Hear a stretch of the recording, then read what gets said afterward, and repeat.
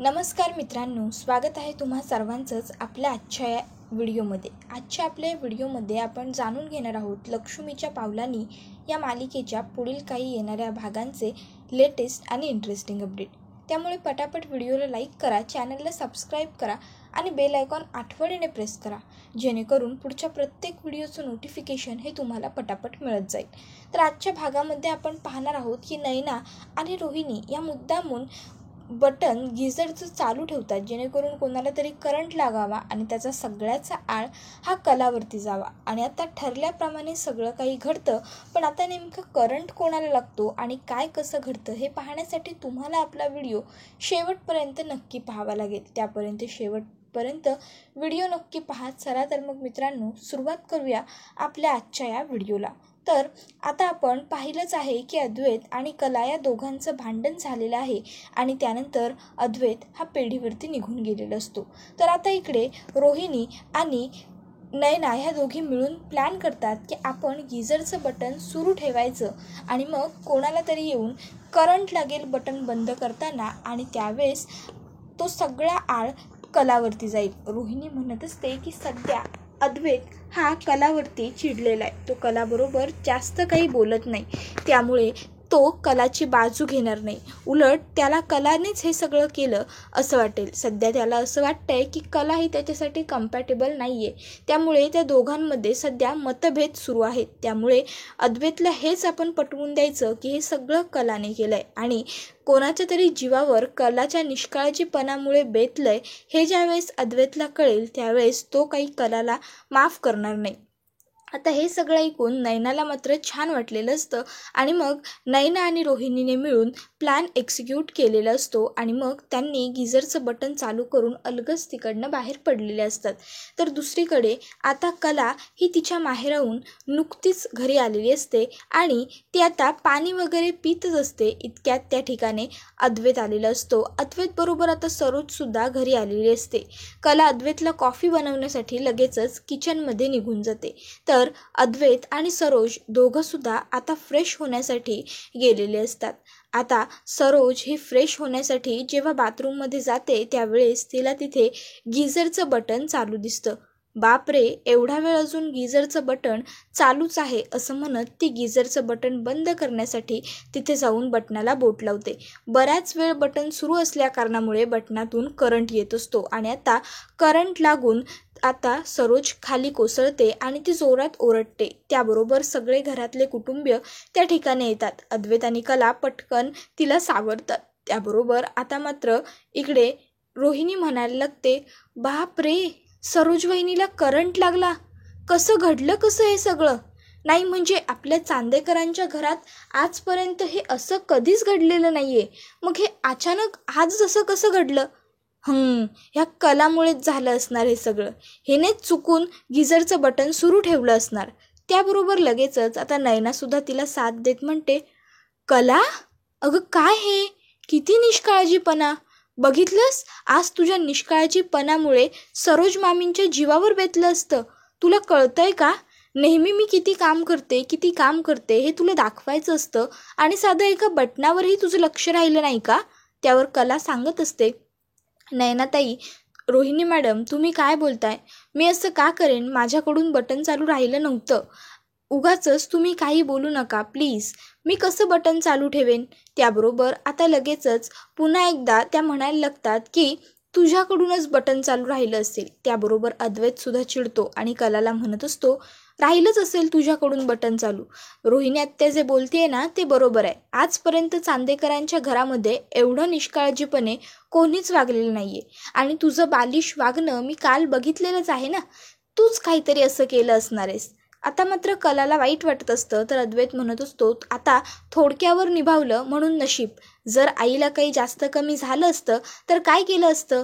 तुला कळतंय का, तुझ्यामुळे आज किती मोठा अनर्थ घडता राहिला आहे तो, जरा रिस्पॉन्सिबिलिटी घे, जरा रिस्पॉन्सिबिलिटी असल्यासारखं वाग। आता मात्र कलाला वाईट वाटतं आणि कला रडायला लागते। ती अद्वैतला सांगत असते, अरे मी रिस्पॉन्सिबलच आहे, माझ्याकडूनच सगळं झालं असं का बोलतोयस तू? माझ्याकडून काहीसुद्धा झालेलं नाही आहे. आणि हो, हे देवाचा आभारच मानण्यासारखी गोष्ट आहे की सरोज मॅडमना जास्त कमी काही झालेलं नाही आहे. सगळं थोडक्यावर निभावलं हे आपलं नशीब चांगलंच. पण मी खरं सांगते, या सगळ्यात माझा काही दोष नाही आहे. मी खरंच नव्हतं चालू ठेवलं गिझरचं बटन. अरे, अंघोळ झाली की लगेच ताबडतोब गिझरचं बटन बंद करून ठेवायची सवय आहे मला. एवढे दिवसात, एका वर्षभरात कधीच माझ्याकडून गिझरचं बटन सुरू नाही राहिलं आणि बरोबर आजच असं कसं होईल माझ्याकडून? त्यावर अद्वैत म्हणत असतो, कारण आता हल्ली तुझ्या डोक्यामध्ये विचार सुरू असतात ना भरपूर, मला आपल्या दोघांमधले कसे साम्य आहे ते पटवून देण्याचे. त्यामुळे तुझ्याकडून हे असं काहीतरी होऊ शकतं. बरोबर बोलतोय ना मी? आता मात्र कलाला राग येत असतो आणि कला अद्वैतला म्हणत असते, हे बघ, माझ्या डोक्यात कितीही विचार आणि काहीही सुरू असलं ना तरीसुद्धा मी असा मूर्खपणा कधीच करत नाही. घरातली कामं करत असताना मला डोकं थंड आणि व्यवस्थित जागेवर ठेवण्याची सवय आहे. त्यामुळे एक गोष्ट लक्षात ठेव की हे सगळं माझ्यामुळे घडलेलं नाही आहे. मी गिझरचं बटन अंघोळ झाल्या झाल्या ताबडतोब बंद करते आणि आत्ता ही गोष्ट मी तुला पुन्हा पुन्हा तीच सांगत आहे. त्यामुळे माझ्याकडून असं काही झालेलं नाही आहे. कळलं? उगाचच्या उगाच मला दोष देऊ नकोस. त्याबरोबर आता सरोजला सुद्धा शुद्ध आलेली असते आणि आता सरोजसुद्धा म्हणत असते की तुझ्याकडून नाही होणार मग कोणाकडून होईल? आजपर्यंत चांदेकरांच्या घरात असं कधीसुद्धा घडलेलं नाही आहे. आणि तू काय म्हणतेस, गेल्या वर्षभरात तुझ्याकडून असं झालेलं नाही आहे? मग मी सांगते की चांदेकरांच्या घरात, या घरात मी आल्यापासून असं काही घडलेलं नाही आहे. तू आल्याच्या नंतर हे घडलं आहे. त्याबरोबर अद्वैत म्हणत असतो, एक्झॅक्टली आई बरोबर बोलतेस तू. हिच्यामुळेच झालं असणार आहे हे सगळं. कळलं तुला मी का बोलतो आपण दोघं कम्पॅटेबल नाही होत ते? तू या अशा छोट्या छोट्या गोष्टीतसुद्धा चुका करत असतेस आणि मी कधीच आजपर्यंत चुका केलेल्या नाही आहेत. मी परफेक्ट आहे एकदम. त्याबरोबर कला म्हणत असते, चांदेकर, हा विषय आहे का इथे? आपण विषय बोलत होतो की गिझरचं बटन सुरू कोणी ठेवलं आणि ते मी नव्हतं ठेवलं सुरू. त्याबरोबर आता सगळा गोंगाट ऐकून आबावरती आलेले असतात. आता आबा आल्याबरोबर विचारतात, अरे काय चाललंय इथं? किती कालवा करायलाय? आणि सरोज अशी इथं का बसली आहे? काय झालं? त्याबरोबर आता सरोज अशी का बसली आहे? अद्वैत, काय झालंय? आबा विचारत असतात. अद्वैत म्हणतो, आबा मला काय विचारताय? विचारा ना तुमच्या लाडक्या नातसुनेलाच काय केले तिने प्रताप ते. त्याबरोबर लगेचच आबा कलाकडे बघतात. त्याबरोबर कला ही घडलेला सगळा प्रकार आबांना सांगायला सुरुवात करते. ती सांगत असते, आबा, कोणीतरी गिझरचं बटन सुरू ठेवलं होतं. गिझरचं बटन बराच वेळ सुरू असल्यामुळे त्याच्यातून करंट येत होता. बटन बंद करायला सरोज मॅडम पुढे आल्या. बटनाला बोट लावल्यामुळे त्यांना करंट बसला आणि त्या खाली कोसळल्या. आणि इथे सगळ्यांचं म्हणणं असंच आहे की मी हे सगळं केलंय, मी गिझरचं बटन चालू ठेवलंय. पण मी खरं सांगते आबा, मी नव्हतं ठेवलं गिझरचं बटन सुरू. त्यावर अद्वैत आणखीन चिडतो आणि तो म्हणत असतो, बाद झाला, आता जर खोटं बोलशील ना तर माझ्या इतकं वाईट कोणी नसेल. आधी तर निष्काळजीपणे वागायचं, चूक करायची आणि वरून नंतर चूकसुद्धा कबूल नाही करायची. हा कसला तुझा शिरजोर ग? चूक कबूल तरी करावी माणसाने, मग समोरच्याला राग तरी येत नाही किमान. त्याबरोबर मात्र आता आबा हे अद्वैतला म्हणत असतात, अद्वैत शांत हो. त्याबरोबर अद्वैत हा गप्प बसतो. तर आबा म्हणत असतात, कलानं असं काही बी केलेलं नाहीये. कळतंय का तुला? या समध्यात तिची काही बी चूक नाही. मला नाही वाटत ते गिझरचं बटन की काय ते तिच्याकडनं चालू राहिलं असेल. एवढी निष्काळजी नाहीये ती. त्याबरोबर अद्वैत म्हणत असतो, हो का आबा? ही निष्काळजी नाहीये का? मग आपल्या घरात कोण आहे इतकं निष्काळजी? सांगा ना तुम्हीच. आबा, उगाचच्या उगाच तुम्ही हिला पाठीशी घालत जाऊ नका. हिच्याकडून नेहमी सतत काही ना काहीतरी चुका होतच असतात. मागच्या वेळेस पेढीवरती काहीतरी गोंधळ घालून ठेवला आणि आता घरात. त्याबरोबर कला म्हणत असते, चांदेकर, पेढीवर माझ्याकडून चूक झाली होती आणि मी ती ताबडतोब कबूलसुद्धा केली होती. आता मी माझी चूक का कबूल नाही करणार? मी खरंच सांगते, मी यातलं काहीसुद्धा केलेलं नाही आहे. तुला का कळत नाही आहे? मी एवढं पोटतिडकीने सांगते तरीसुद्धा. त्यावर अद्वैत म्हणत असतो, हे बघ, उगाचच्या उगाच एवढे जडजड शब्द माझ्यासमोर वापरू नकोस.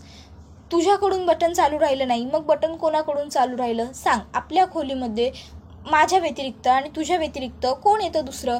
त्याबरोबर आता आबा हे अद्वैतला म्हणत असतात, अद्वैत शांत हो जरा. तुला असं का वाटत नाही की हे तुझ्याकडनं बी झालेलं असू शकतं म्हणून? कदाचित तू बी चुकून बटन बंद करायला विसरू शकतोस ना. फक्त कलालाच कसा काय दोष देतोयस तू? जरा असा बी विचार कर, आपल्याकडनं बी चूक घडली असू शकते. त्यावर अद्वैत म्हणत असतो, आबा प्लीज, उगाचच्या उगाच हिची चूक लपवण्यासाठी ना तुम्ही मला दोष देऊ नका, कारण माझ्याकडून कधीच अशी चूक होत नाही. आजपर्यंत कधी माझ्याकडून असं झालेलं नाहीये. त्यावर आबा म्हणत असतात, मग कलाकडनं बी हे समज घडलेलं नाहीये. त्यावर लगेच अद्वैत म्हणतो, काय आबा हिच्याकडून घडलेलं नाहीये असं म्हणताय तुम्ही? काय प्रूफ हिच्याकडून काही चूक घडलेली नाहीये यासाठी? त्यावर आबा म्हणतात, हाय, पुरावा हाय की हे समजा कलाकडनं घडलेलं नाहीये याचा. त्यावर अद्वैत म्हणतो, हो मग आता सांगा आबा मला तुम्हीच, कसं काय ते? त्याबरोबर आता मात्र आबा हे अद्वैतला सांगायला सुरुवात करतात की अद्वैता, अरे जेव्हा सकाळी तू रागारागात तुमच्या खोलीतनं खाली आलास त्यावेळेस मला वाटलं की नक्कीच तुमच्या दोघातलं काहीतरी बिनसलंय, म्हणून मी कलाला समजवण्यासाठी बघण्यासाठी वरती गेलो. त्यावेळेस ती रडत तिथं बसली होती. जो काही प्रकार तुमच्यामध्ये सकाळी घडला तो समजा तिनं मला व्यवस्थित समजावून सांगितला. त्याच्यावर मला तिला जे काही सांगायचं होतं ते मी बी तिला सांगितलं. आणि नंतर तिला तिच्या आईचा फोन आला. काहीतरी मिरच्या, सांडशे, पापड वगैरेंसाठी तिच्या आईनं तिला फोन केला होता. आणि कला थोड्याच वेळात तिच्या माहेरी निघून गेली होती. त्यामुळं तिच्याकडनं बटन चालू होण्याचा किंवा चालू राहण्याचा प्रश्नच होत नाही, कारण कलाच्या नंतरनं त्या बाथरूममध्ये तूच गेला असणार आहेस. आणि तू तर म्हणतोस की तू गिझरचं बटन बंद केलं होतंस म्हणून. मग गिझरचं बटन चालू राहील कसं? तुझ्या आधीच कला बाथरूमच्या बाहेर आली होती आणि एकदा का आंघोळ करून झाली की गिझर परत चालू करण्याची गरज पडत नाही, कारण परत गरम पाणी लागत नाही ना आपल्या घरात कोणाला. मग त्याबरोबर मात्र आता अद्वैतच्या लक्षात आलेलं असतं की हो बरोबर आहे, खरे रोज सकाळी माझ्या अगोदर आंघोळ करते आणि तिच्या मागोमाग मी आंघोळीला जातो. मी सुद्धा गिझरचं बटन कधी चालू ठेवत नाही आणि आज तर मी बटन बंद करायला विसरलेलोच नाहीये. मग आता हे सगळं नेमकं केलं कुणी, हा प्रश्न सगळ्यांच्या समोर उद्भवलेला असतो.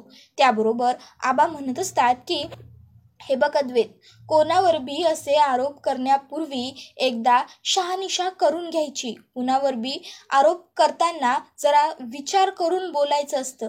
आज तुझ्यामुळं त्या पोरीला किती वाईट वाटलंय तुला याचा अंदाज तरी आहे का? त्याबरोबर अद्वैत म्हणत असतो, आबा ते सगळं महत्त्वाचं नाही आहे. आता महत्त्वाचं सध्या हे आहे की ही चूक केली कोणी. जर खरेनी गिझर चालू ठेवलं नव्हतं तर आमच्या खोलीत जाऊन गिझरचं बटन कोणी सुरू केलं, हा महत्त्वाचा मुद्दा आहे. ही व्यक्ती कोण आहे ते कळायला हवं ना. त्याबरोबर मात्र आता आबा हे लगेचच विचार करायला लागतात की नक्की आता गिझरचं बटन कोणी बरं सुरू ठेवलं असेल. सगळ्यांनाच प्रश्न पडलेला असतो की हे सगळं कोणी केलं असेल, का केलं असेल. तर आता मात्र इकडे रोहिणी आणि सरोज ह्या दोघी घाबरलेल्या असतात. तर आबा म्हणत असतात की ज्याने कुणी हे समज केलंय त्याचं नाव आपल्या पुढ्यात लवकरच येईल. तो काही फार काळ आपल्यापासून लपून राहू शकणार नाही. अंबाबाई वरनं सगळं काही बघत असते आणि ज्याचा पापाचा घडा भरतो त्याला ती बरोबर शिक्षा बी करत असते. आता हे सगळं ऐकल्यावरती तर नयनाला आणखीन जास्त भीती वाटते आणि तिचा चेहरा पडतो. त्याबरोबर आता इकडे रोहिणीला सुद्धा भीती वाटलेली असते आणि तिचा चेहरा सुद्धा पडतो. त्या दोघींना आता वाटत असतं की कदाचित सगळ्यांना खरं कळू नये आणि सगळं आपल्यावरती येऊ नये, आपलं पितळ उघडं पडायला नको असं त्यांना वाटत असतं. तर आता इकडे लगेचच रोहिणी सगळं सावरण्यासाठी म्हणत असते, डॅड काय बोलताय तुम्ही? या मुलीला पाठीशी घालण्यासाठी तुम्ही आपल्या घरातल्यांवरती आळ करताय सरळ सरळ. त्याबरोबर आबा म्हणत असतात, हे बघ रोहिणी, मी या कोणावर बी आळ वगैरे काही करत नाहीये. मी जे काही असेल ते स्पष्ट बोलतोय.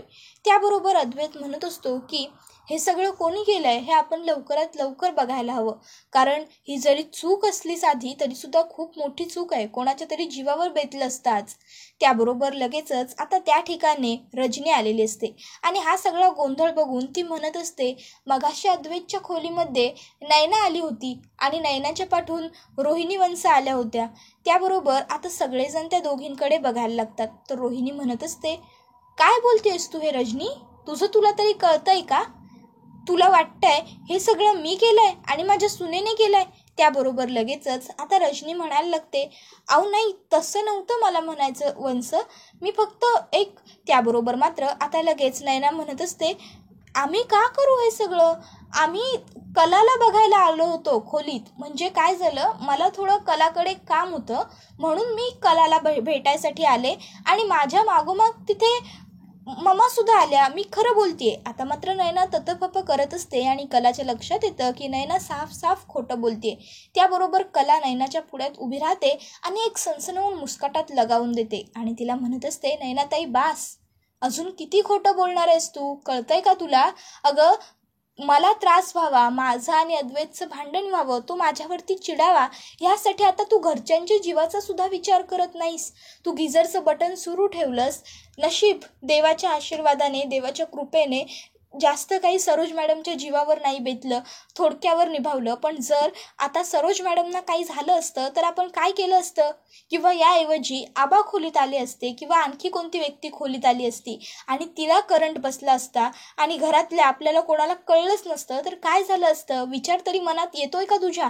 त्याबरोबर आबासुद्धा म्हणत असतात, नाही, आता लय झालं तुम्हा दोघींचं. आता ना तुम्हाला काहीतरी शिक्षा केलीच पाहिजे, काहीतरी विचार करायला हवा. लईच तुम्हाला सवय आहे ना गिझरची बटणं चालू करण्याचा. आता तुमची शिक्षा ही की पूर्ण महिनाभर तुम्ही दोघींनी संपूर्ण घराची लादी पुसून काढायची आणि सगळ्यांची बाथरूम बी तुम्हीच साफ करायची. आजपासून पुढचं 30 दिवस कोणता बी नोकर कोणतं बी बाथरूम साफ करायला जाणार नाही. तुम्हाला लय शौक आहे ना, मग आता सगळं तुम्हीच करायचं. तर अद्वैत म्हणत असतो, आत्या अगं ही नयना मूर्ख आहेच, पण तू सुद्धा हे असं वागलीस. अगं, जर आज कोणाच्या जीवावर बेतलं असतं तर काय केलं असतं आपण? किंवा मी किंवा ही खरे, आमच्या दोघांपैकी एक जर कोणी बाथरूममध्ये गेलं असतं आणि आम्ही बटन ऑन केलं असतं तर काय झालं असतं? आज आमच्या कोणाच्या तरी जीवावर सुद्धा बेतू शकलं असतं की. आमचे हात तर ओले असते ना बटनाला लावताना, आम्ही फ्रेश होऊन बाहेर येत असतो. त्यावर कला म्हणते, प्लीज माझ्याबद्दल एवढी काळजी दाखवण्याची काहीच गरज नाहीये. अरे आत्ता तडा बोलला असणारे मला, माझी काही चूक नसताना, आणि आत्ता माझी एवढी काळजी वाटते तुला लगेच? काही गरज नाहीये माझी खोटी काळजी करण्याची. एवढं बोलून आता कला बिचारी रडत रडत रूमच्या बाहेर निघून येते. आता सगळेच जण रूमच्या बाहेर निघून जातात. आता मात्र अद्वैत हा सरोजला सांगतो, आई काळजी घे, आणि मग तो सुद्धा खोलीच्या बाहेर येतो. त्याच्या लक्षात आपली चूक आलेली असते. तो विचार करतो की माझं खरंच चुकलं, मी खरेला एवढं तडा बोलायला नको होतं. तिची या सगळ्यात काहीच चूक नव्हती. उगाचच्या उगाच मी काहीही शहानिशा न करता तिला एवढं बोललो. आता मलाच तिची समजूत काढली पाहिजे. मग आता अद्वैत रात्रीचा खाली येतो. कला एकटी सोफ्यावरती बसलेली असते. अद्वैत हा कलाला म्हणत असतो, चल झोपायला वरती, चल लवकर उठ. त्याबरोबर कला अद्वैतकडे बघत नसते. त्याबरोबर अद्वैत म्हणत असतो, आता तुला ऐकायलाही कमी येतंय का? काय सांगतो मी, झोपायला चल, सकाळी लवकर उठायचंय, पेढीवरती जायचंय, घरातली कामं आहेत, खूप काम आहे, चल लवकर, आराम कर जरा. त्याबरोबर कला ही अद्वैतला म्हणत असते, माझं मी बघून घेईन. मला कळतं मला आराम कधी करायचा आहे, काम कधी करायचं आहे. मला कोणीही माझं काम सांगण्याची गरज नाही आहे. मी इतकी वेंधळी नाही आहे ना की मला स्वतःचं कामही लक्षात राहत नाही. मी माझं बघून घेईन. आणि अद्वैत, आता तू माझ्याशी समोरून बोलायला आलास म्हणून तुला एक गोष्ट सांगते. गेले बऱ्याच दिवसांपासून आपल्यातली कम्पॅटिबिलिटी तुला चेक करायची होती. त्या फळ्यावरती तू लिहित होतास. एवढे दिवस तुझ्यातला बालिशपणा, तुझ्यात काहीतरी उगाचच्या उगाच नवीन विचार आला आहे म्हणून तू हे सगळं करतोयस असं बोलून मी सगळं सोडून दिलं. पण आज मला कळलं की तू हे किती एक्स्ट्रीम लेवलवरती याचा विचार करतोयस. तर आता मी तुला नीट समजावून सांगते. हे बघ, कम्पॅटिबिलिटी वगैरे असं काही नसतं. कपल एकमेकासाठी अनुरूप नसलं ना तरीसुद्धा ते कायम आयुष्यभर सोबत राहू शकतं. आता हे अनुरूप, कम्पॅटिबिलिटी, एकत्र वगैरे कला काय सांगण्याचा प्रयत्न करत असते ते काही अद्वैतला कळत नसतं. तो कलाला सांगतो, हे बघ, तुला जे काही बोलायचं आहे स्पष्ट बोल, असं उगाच फिरवून बोलू नकोस, मला नाही कळत आहे. त्यावर कला म्हणते, हो, स्पष्टच सांगणार आहे मी तुला. कम्पॅटिबिलिटी की काय म्हणतोस ना तू, ते कपलमध्ये नसलं तरीसुद्धा ते व्यवस्थित सुखाने संसार करू शकतं. एकाने सांडलं तर दुसऱ्याने भरायचं असतं. एकाने हरवलं तर दुसऱ्याने शोधायचं असतं. एक जण चिडला तर दुसऱ्याने शांत व्हायचं असतं. आता मात्र अद्वैत कलाकडे बघत राहतो. तर कला म्हणते, उदाहरण देऊन सांगते. मला सांग, तू कधी 2 नद्यांची वेगवेगळी पात्र एकत्र येऊन त्याचा प्रवाह होताना पाहिलायस? अद्वैत मानेने होकार देतो आणि विचारतो, त्याचा इथे काय संबंध? कला सांगते थांब. तोच नदीचं पात्र जेव्हा एकत्र होऊन प्रवाह बनून एका समुद्रापर्यंत येतं आणि त्या अखंड समुद्रात सामावून जातं, ते पाहिलंयस? त्यावर अद्वैत म्हणतो, त्याचा काय संबंध? त्यावर कला सांगत असते, त्याचाच तर संबंध आहे. दोन नद्यांची वेगवेगळी पात्र म्हणजे एक मुलगा आणि एक मुलगी, ज्यांचं लग्न झाल्याच्या नंतर त्या दोघांची जोडी बनते आणि ते दोघं एक होतात आणि त्यांचा प्रवाह तयार होतो आणि पुढे येऊन ते समुद्राला मिळतात, म्हणजे पुढे येऊन ते त्यांच्या कुटुंबाला मिळतात. आणि कुटुंबावरती आलेलं कोणतंही संकट जर ते दोघं एक असतील तर ते परतवून लावू शकतात. काहीही अडचण असली तरी ते दोघं एक असतात आणि खमक्यापणाने ते सगळ्याला सामोरे जाऊ शकतात, कारण तेव्हा ते दोघं जण एकत्र आणि घट्ट असतात. मला सांग, एका नदीच्या पात्रामुळे कधी खूप मोठं नुकसान किंवा खूप मोठी सुनामी येते? नाही. पण जर दोन नदींची पात्र एकत्र आली किंवा दोन्ही नद्यांना सोबत पूर आला तर मात्र खूप नुकसान होतं की नाही? सुनामी येते किंवा खूप काही गोष्टी घडतात पावसाळ्यात. तसाच प्रकार आहे. जशी एक नदी काही जास्त बिघडवू शकत नाही ना, तसंच एक व्यक्तीसुद्धा कोणाचं काही खराब करू शकत नाही. जेव्हा दोन व्यक्ती एकत्र येतात तेव्हा फक्त कम्पॅटिबिलिटी गरजेची नसते, तर एकमेकाला समजून घेण्याच्या पद्धती, एकमेकाचा विचार करण्याच्या पद्धती, एकमेकावर विश्वास असणं हेही तितकंच महत्त्वाचं असतं. आठवतंय तुला, मागे एकदा मला गरज होती, माझं दुकान जळत होतं, त्यावेळेस माझ्यासाठी किती पटकन तू धावून आला होतास. त्या दिवशी तुला त्या अवॉर्ड फंक्शनला पोहोचता येऊ नये यासाठी कोणीतरी प्रयत्न केले होते, पण मी तुला तिथपर्यंत पोहोचवलंच. मग त्यासाठी मला काही करायला लागू देत. त्यानंतर एकदा असंच कोणीतरी तुझ्यावरती अश्लील आरोप केले, त्यावेळेस मी तुझ्या पाठीशी ठामपणे उभी राहिले. नयनाताईच्या वेळेस कोणीच माझ्यावरती विश्वास ठेवत नव्हतं, पण तू माझ्यावर विश्वास ठेवलास. ह्याला म्हणतात विश्वास. आठवतंय, एकदा रात्रीचं आईस्क्रीम खाल्ल्यामुळे तुला त्रास झाला होता, घरात कोणीच नव्हतं, त्यावेळेस मी तुला हॉस्पिटलमध्ये नेलं. ह्याला काळजी म्हणतात. आणि आठवतंय, तुला माझ्याकडून कॉफी प्यायची होती म्हणून तू माझ्या माहेरी आलास माझी बॅग घेऊन. ह्याला एकमेकाची सवय असणं म्हणतात. आणि प्रेम ह्या सगळ्याच गोष्टींमुळे हळूहळू होतं आणि यालाच तर नवरा बायको म्हणतात ना. या सगळ्या गोष्टी तुझ्या लक्षात आल्या नसतील कदाचित. आता मात्र अद्वैतच्या लक्षात खरोखरच कला जे काही बोलत असते ते आलेलं असतं आणि त्याला खरंच कळतं की खरोखर त्याच्यामध्ये आणि कलामध्ये कम्पॅटिबिलिटी जरी नसली तरी त्या दोघांना एकमेकाची सवय आहे. आणि हा व्हिडिओ इथेच संपतो. धन्यवाद.